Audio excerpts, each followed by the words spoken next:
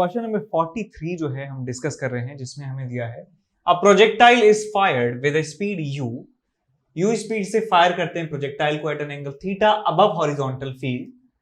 The coefficient of restitution of collision between the projectile and the field is E. Coefficient of restitution question में दिया है। How far from the starting point, जिस point से project किया था उसकी बात कर रहे हैं। स्टार्टिंग पॉइंट का मतलब point of projection. Does the projectile makes its second collision with the field?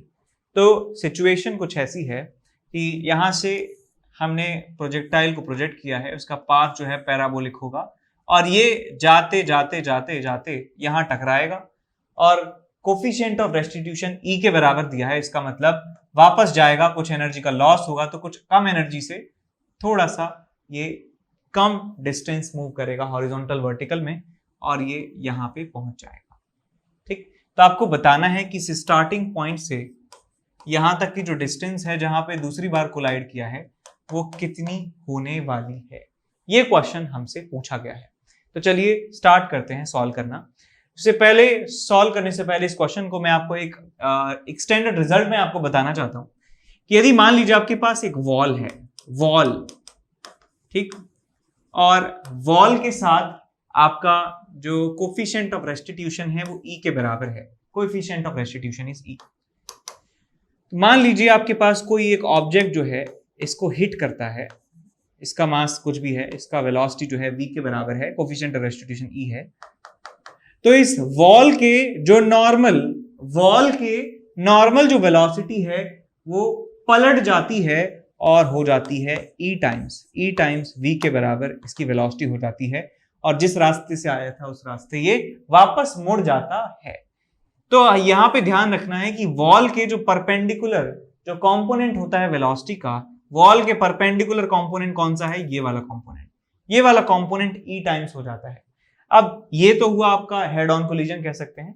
यदि मान लो आपके पास ऑब्जेक्ट के पास वेलोसिटी कुछ एंगल पर हो, एंगल पर कोई पार्टिकल इसको अटैक करता है, मान लीजिए इस तरीके से, इसके पास वेलोसिटी है ये v और इसके एक कंपोनेंट आपके पास vx, एक कंपोनेंट आपके पास vy। तो इस डायरेक्शन में बेटा, इस डायरेक्शन में जो वेलोसिटी का कंपोनेंट है वो रिवर्स हो जाएगा और इस डायरेक्शन में तो कोई फोर्स ही नहीं लग रहा है। तो ये जब टकराएगी बॉल तो इसका ये वाला कंपोनेंट हो जाएगा e टाइम्स vx और ये वाला जो कंपोनेंट है ये कोई छेड़ ही नहीं रहा है, बिकॉज फोर्स जो है इस डायरेक्शन में लग रहे हैं, इस डायरेक्शन की वेलोसिटियां चेंज हो रही हैं, इस डायरेक्शन में कोई भी फोर्स नहीं है तो इस डायरेक्शन की वेलोसिटी कांस्टेंट रहेगी। तो इस डायरेक्शन में वेलोसिटी vy ही रहती है। तो जो फाइनल वेलोसिटी के जो दो कंपोनेंट्स है वो evx और vy रह जाते हैं। इनिशियल वेलोसिटी के कंपोनेंट vx और vy के बराबर थे। इस कॉन्सेप्ट का इस्तेमाल करके हमें इस क्वेश्चन को करना है सॉल्व। ठीक है, तो चलिए शुरुआत करते हैं इसकी। सो हमारे पास पार्टिकल है, उसकी स्पीड जो है u के बराबर है, एंगल थीटा के बराबर है। उसके दो कंपोनेंट आप कर सकते हैं, u cos थीटा और ये हो जाएगा आपके पास u sin थीटा। हम जानते हैं कि सेम हॉरिजॉन्टल लेवल पर जो स्पीड होती है वो सेम रहती है। तो यदि ये पार्टिकल इस तरीके से अपना पाथ ट्रेवल करता है तो यहां पर इसकी वेलोसिटी का जो एक कंपोनेंट है ये u sin थीटा, ये मैग्नीट्यूड में प्रिजर्व रहेगा और हॉरिजॉन्टल तो चेंज होता ही नहीं है, u cos थीटा। तो मैं कह सकता हूं just before the first collision, ये क्या है बेटा, जस्ट बिफोर की बात कर रहा हूं, just before the first collision से जस्ट पहले मैंने वेलोसिटियां आपको दिखाई हैं।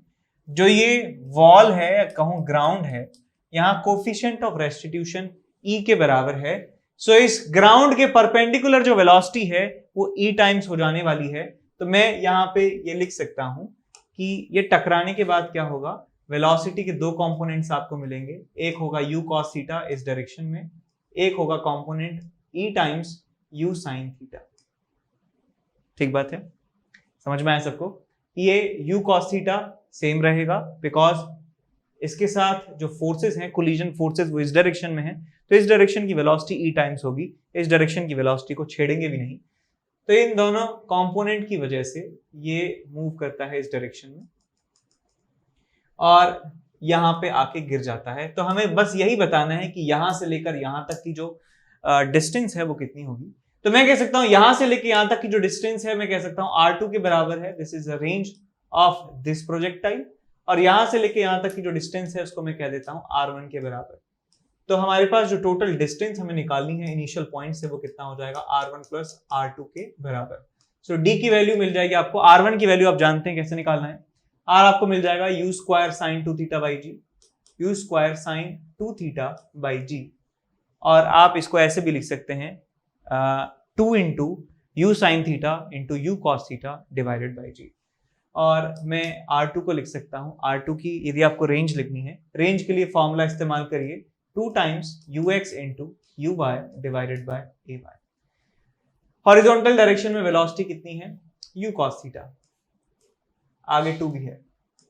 वर्टिकल डायरेक्शन में जो वेलोसिटी है, स्पीड है, वो कितनी है, e times u sign theta divided bye acceleration vertical direction में कितना है, मैग्नीट्यूड में g के बराबर। तो यहां से ये 2 times cos theta into sine theta क्या बन जाएगा, साइन 2 थीटा, u और u कितना बन जाएगा, u स्क्वायर, तो आपको मिलेगा u square sine 2 theta by g plus ये बन जाएगा u square sine 2 theta by g, और यहाँ पे e बचा है, तो यहाँ पे आप ये वाली जो टर्म है इसको कॉमन ले लेंगे तो आपको मिल जाएगा u square sine 2 theta by g, और यहां मिलेगा आपको 1 plus e. So this is the total distance from the initial position to the point where it strikes the ground twice. दूसरी बार जब ये ग्राउंड को स्ट्राइक करता है तब का distance initial point of projection से। तो इस तरीके से इस क्वेश्चन को हमने सॉल्व कर लिया है। ठीक, अब चलते हैं अगले क्वेश्चन की तरफ। क्वेश्चन नंबर 44 जो है हम डिस्कस कर रहे हैं, जिसमें दिया है a ball falls on an inclined plane of inclination theta from a height h above the point of impact and makes a perfectly elastic collision, where will it hit the plane again? So question जो लिखा है वो मैं diagram की सहायता से आपको समझा देता हूं कि हमारे पास एक इंक्लाइन प्लेन है जिसका एंगल ऑफ इंक्लिनेशन थीटा के बराबर है इस तरीके से, और यहां पर h हाइट से मान लीजिए इस पॉइंट पर स्ट्राइक करता है पार्टिकल h हाइट से नीचे गिरता है, h हाइट नीचे आता है और इस प्लेन को, इंक्लाइन प्लेन को हिट करता है। h को हटा दीजिए, इट्स डिस्टर्बिंग, इरेजर।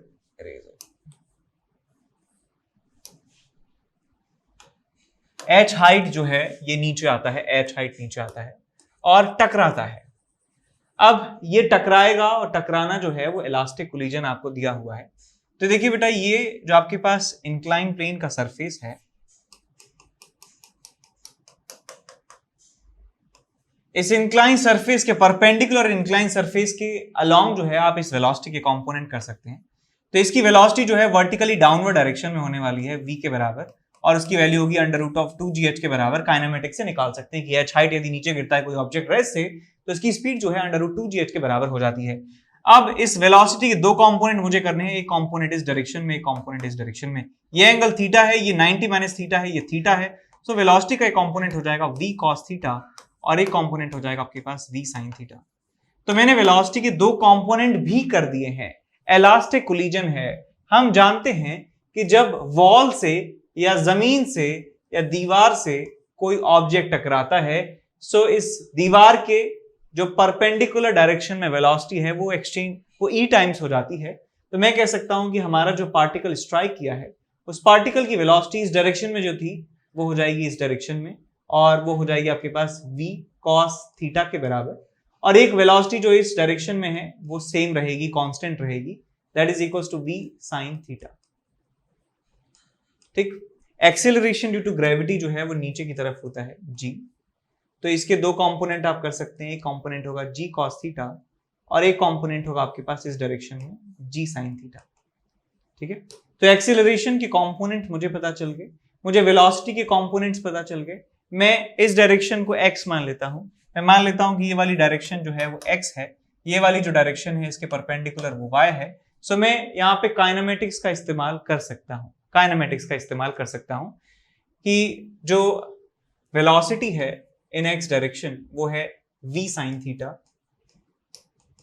वेलोसिटी जो है y डायरेक्शन में, initial velocity in y direction, that is equals to v cos theta. Acceleration की बात करें x डायरेक्शन में, एक्सेलरेशन एक्स डायरेक्शन में g sin थीटा है, और एक्सेलरेशन इन y डायरेक्शन की बात करें तो वो है -g cos थीटा के बराबर।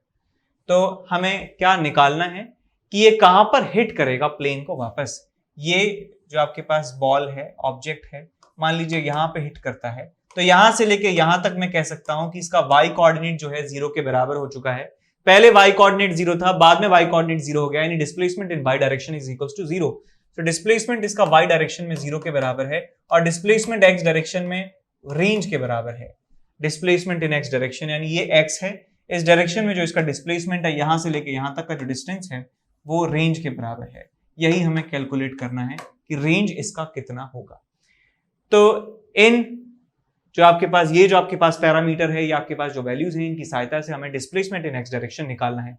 सो पहले मैं y डायरेक्शन में इक्वेशन का इस्तेमाल कर रहा हूं, s is equal to ut plus half at square. So s is equal to ut v cos theta into t minus half of g cos theta into t square. So cos theta से cos theta गया, आपको मिल जाता है यहां से 2v bye g के बराबर। सो time of flight आपको मिल चुका है 2v बाई g के बराबर। अब मैं हॉरिजॉन्टल डायरेक्शन में s is equal to ut plus half at square का इस्तेमाल करने वाला हूं। तो आपको मिलेगा यहां से s is equal to v into sine theta into t is 2v by g plus half into g sine theta into time का square which is 4v square by g square. Solve करिए इसे, आपको मिलेगा 2 times v square sine theta by g plus 2v square by g sine theta. So ये आपको यहां से मिल जाता है 4 times v square sine theta divided by g, और v की वैल्यू आप निकाल चुके हैं which is under root of 2gh। तो आपको ये मिल जाएगा 4 times 2gh sine theta divided by g से g चला जाएगा, आपको मिल जाएगा यहां से 8h साइन थीटा के बराबर। डिस्टेंस ये ट्रेवल करेगा अलोंग द इंक्लाइन, और यही इसे रेंज हम कह सकते हैं। हमारा आंसर होगा 8h साइन थीटा के बराबर। समझ गए? अब चलते हैं अगले क्वेश्चन की तरफ। और अगले क्वेश्चन में आपको दिया है कि एक ब्लॉक है जिसका मास 200 ग्राम है, और उसको एक वर्टिकल स्प्रिंग की सहायता से लटका दिया जाता है। स्प्रिंग स्ट्रेच हो जाती है 1 सेंटीमीटर के बराबर जब ब्लॉक इक्विलिब्रियम में है। तो ये जो इंफॉर्मेशन है यहां तक हम इसको डायग्राम की फॉर्म में बना लेते हैं कि हमारे पास एक 200 ग्राम का ब्लॉक है। मैं 0.2 kg उसको लिख सकता हूं। ये ब्लॉक है जिसका मास 0.2 kg के बराबर है, और ये सिस्टम इक्विलिब्रियम में है, तो जो एक्सटेंशन आता है वो 1 सेंटीमीटर के बराबर आपको मिलता है। इसका मतलब क्या हुआ कि इक्विलिब्रियम में क्या होगा, नेट फोर्स 0 के बराबर होगा। ऊपर फोर्स लगेगा स्प्रिंग की वजह से kx, नीचे फोर्स लगेगा mg के बराबर। इस ब्लॉक पे इक्विलिब्रियम का मतलब है इस ब्लॉक पर लगने वाले सारे फोर्सेस का समेशन 0 के बराबर है। ये नीचे mg ऊपर x दोनों को बराबर कर देंगे तो आपको मिल जाएगा kx is equal to mg। k की वैल्यू नहीं पता, x की value 1/100 is equal to mass 0.2, g की वैल्यू 10, तो k की वैल्यू आपको मिल जाती है 200 न्यूटन पर मीटर। 200 न्यूटन पर मीटर आपको ये वैल्यू मिल जाती है, k की वैल्यू। अब क्वेश्चन में कहा है a particle of mass 120 gram is dropped on the block from a height of 45 centimetre. The particle sticks to the block after the impact. Find the maximum extension of the spring. So अब देखिए situation क्या हो रही है कि ये आराम से इक्विलिब्रियम में था, बेचारा आराम से इक्विलिब्रियम में बैठा था। जो हमारा 0.2 kg का ब्लॉक था, आराम से बेचारा बैठा था। एक्सटेंशन उसमें कितना था, 0.1 सेंटीमीटर के बराबर था। k की वैल्यू निकाल ली थी 200 के बराबर। अब एक छुटकू पार्टिकल जो है जिसका मास कितना है जी 120 ग्राम 0.12 kg, ये गिरता है कितने सेंटीमीटर से, 45 सेंटीमीटर से गिरता है नीचे। देखिए बेटा 45 सेंटीमीटर अंडर ग्रेविटी जब ये गिर जाएगा तो इसकी वेलोसिटी मैं बता सकता हूं कि गिरने से जस्ट पहले जो इसकी वेलोसिटी होने वाली है वो मैं बता सकता हूं u is equal to under root of 2gh। So under root of 2, g की वैल्यू 10, h की वैल्यू 45/100। तो आप देखिए आपको क्या मिलता है, 0 से 0 45 दूनी 90 9 इज इक्वल टू 3 मीटर पर सेकेंड। यानी कि जो छोटा सा पार्टिकल जो है वो 3 मीटर पर सेकेंड से इस ब्लॉक को स्ट्राइक करता है और क्या होगा कि ये ब्लॉक जो है ऑफ कोर्स ब्लॉक से चिपक जाता है, ये ब्लॉक से चिपक जाता है, ब्लॉक से चिपक जाता है। यानी ये ब्लॉक का मास जो है कितना हो चुका है 0.2 प्लस 0.12 यानी कि ये 0.32 के बराबर इनका मास हो जाता है। 20 10 30 32 0.32 kg इसका मास हो जाता है और इसकी वेलोसिटी में मान लेता हूं दोनों की कॉमन वेलोसिटी vc के बराबर। अब मैं just before striking the block और just after striking the block तो मैं ये कंजर्वेशन ऑफ लीनियर मोमेंटम इस्तेमाल कर सकता हूं कि टकराने से जस्ट पहले टकराने के जस्ट बाद लीनियर मोमेंटम इनका कंजर्व रहेगा। तो मैं P initial is equal to P final का इस्तेमाल करूंगा। सो पहले हमारे पास ये रेस्ट में था और ये जो छोटा पार्टिकल था 0.12 kg का ये मूव कर रहा था 3 मीटर पर सेकंड से इज इक्वल टू फाइनली दोनों जो मूव कर रहे हैं कॉमन वेलोसिटी से 0.32 इंटू कॉमन वेलोसिटी vc। सो vc की वैल्यू आपको मिल जाती है 12 इंटू 3 डिवाइडेड बाय 32। 4 से गया 8 बार, 4 से गया 3 बार, सो 9/8 मीटर पर सेकंड इनकी कॉमन वेलोसिटी आ जाती है। इस स्प्रिंग में ऑलरेडी एक्सटेंशन 1 सेंटीमीटर के बराबर हो रखा है। अब आपसे पूछा है कि कितना मैक्सिमम एक्सटेंशन इसका हो जाए, कितना मैक्सिमम एक्सटेंशन हो जाएगा। तो मैं मान लेता हूं कि अब फाइनली जो स्प्रिंग में एक्सटेंशन है वो xm के बराबर है और मैक्सिमम एक्सटेंशन का मतलब कि और एक्सटेंड नहीं हो सकती है, इसका मतलब ये इंस्टेंटेनियसली रेस्ट पे आ चुका है, इनकी वेलोसिटी 0 हो चुकी है। ठीक, इनका मास कितना है 0.32 kg के बराबर, स्प्रिंग में एक्सटेंशन xm के बराबर है और ये कितना नीचे आ चुके हैं, कितना नीचे आ चुके हैं ये मैं कह सकता हूं कि ऑलरेडी इनका लेंथ जो था स्प्रिंग का नेचुरल लेंथ प्लस 1 सेंटीमीटर और अब इनका लेंथ कितना हो चुका है L0 प्लस xm सेंटीमीटर। तो आप क्लियरली बता सकते हैं कि इनका जो एक्सटेंशन है ये वाला, ये जो डिस्टेंस है, जितनी डिस्टेंस से वर्टिकली नीचे आए हैं हो जाएगा आपके पास L0 plus xm minus L0 minus 1। L0 से L0 गया आपको मिलेगा xm माइनस 1। xm माइनस 1 इस वर्टिकल डायरेक्शन में इसका डिस्प्लेसमेंट है। अब मैं यहाँ पे इस्तेमाल करूंगा कंजर्वेशन ऑफ मैकेनिकल एनर्जी का। कंजर्वेशन ऑफ मैकेनिकल एनर्जी यहाँ पे इस्तेमाल करूंगा तो मैं लिखूंगा kinetic energy initial K initial plus U initial is equal to K final plus U final. यहाँ पे आपको काइनेटिक एनर्जी तो समझ में आ रही है, लेकिन पोटेंशियल एनर्जी आपको स्प्रिंग की भी लेनी होगी और ग्रेविटेशनल पोटेंशियल एनर्जी का भी ध्यान यहाँ पे रखना होगा। तो यहाँ पे मैं लिख देता हूं कि इनिशियल काइनेटिक एनर्जी पहले यहाँ पे थे हाफ इंटू 0.32 इंटू स्पीड का स्क्वायर, स्पीड कॉमन कितनी है 9/8, 9/8 का square plus potential energy, potential energy कितना है इस समय स्प्रिंग में एक्सटेंशन 1 सेंटीमीटर है तो लिख सकता हूं हाफ इंटू K की वैल्यू है 200 इंटू 1 सेंटीमीटर 1/100 का स्क्वायर। ये इनिशियल पोटेंशियल एनर्जी लिख दिया। इनिशियल यदि बात करें आप ग्रेविटेशनल पोटेंशियल एनर्जी की तो मैं इसको ही रेफरेंस मान लेता हूं, इसको रेफरेंस मान लूंगा तो पोटेंशियल एनर्जी 0। फाइनली यहां आ गया तो रेस्ट पे आ जाएगा तो काइनेटिक एनर्जी 0। स्प्रिंग की पोटेंशियल एनर्जी हो जाएगी आपके पास half into 200 into maximum extension का स्क्वायर, बिकॉज इस समय स्प्रिंग में जो टोटल एक्सटेंशन है वो xm के बराबर है तो इस स्टेट में पोटेंशियल एनर्जी लिखी जाएगी हाफ K x max का स्क्वायर। प्लस बात करें ग्रेविटेशनल पोटेंशियल एनर्जी की तो हम इस रेफरेंस से नीचे आए तो ग्रेविटेशनल पोटेंशियल एनर्जी नेगेटिव होगी, सो माइनस mgh आपको लिखना होगा minus of 0.32 into 10 into h which is xm minus 1। अब ये जो आपके पास ये जो दिख रहा है एक्सप्रेशन ये आपको करना है सॉल्व और आप निकाल सकते हैं मैक्सिमम एक्सटेंशन कितना होगा स्प्रिंग में। ठीक है, इसे सॉल्व करना है आपको, ठीक है, कर लीजिए। आगे चलते हैं नेक्स्ट क्वेश्चन की तरफ।